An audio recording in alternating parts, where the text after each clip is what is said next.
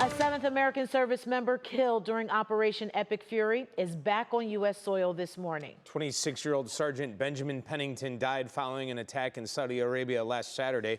Vice President J.D. Vance and Defense Secretary Pete Hegseth attended the dignified transfer for him overnight at Dover Air Force Base in Delaware. This comes as the war continues to spread throughout the Middle East. NBC's Alice Barr has more.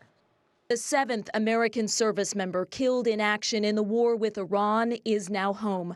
Vice President J.D. Vance overnight saluting Army Sergeant Benjamin Pennington, who died Sunday from wounds suffered in an Iranian strike on an air base in Saudi Arabia on March 1st. 9 days later, President Trump saying the war may be winding down. It's going to be ended soon. Even as he warned of larger strikes if Iran further restricts the critical oil route, the Strait of Hormuz. We'll take them out so quickly, they'll never be able to recover, ever. The war has choked off traffic through the strait. That, paired with strikes on oil sites across the region, sending gas prices soaring here at home. To fill it up, it brought an extra $15, $20 in the tank. President Trump telling NBC News by phone that people have talked about the U.S. seizing Iranian oil, but saying he didn't want to discuss it now.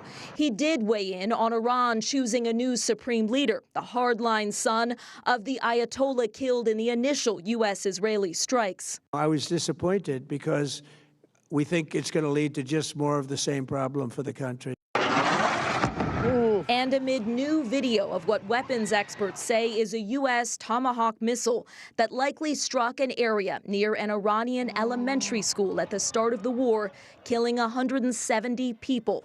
President Trump again asserting without evidence that Iran could have fired the missile. The Tomahawk, which is one of the most powerful weapons around, is used by, is sold and used by other countries. Experts say in this conflict, only the U.S. has that munition. The president adding it's under investigation.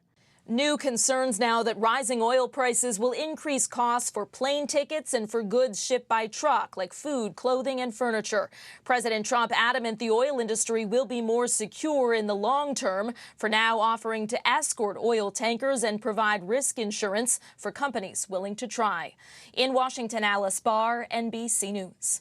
All right, Alice, thank you. Now let's talk more about it. The latest on your gas prices as the war in Iran is driving up fuel costs. As of this morning, AAA reports the national average now sits at $3.54 a gallon. In Akron, drivers can expect to pay about $3.48 at the pump. Not much better in Cleveland, where the average sits at about $3.44 per gallon.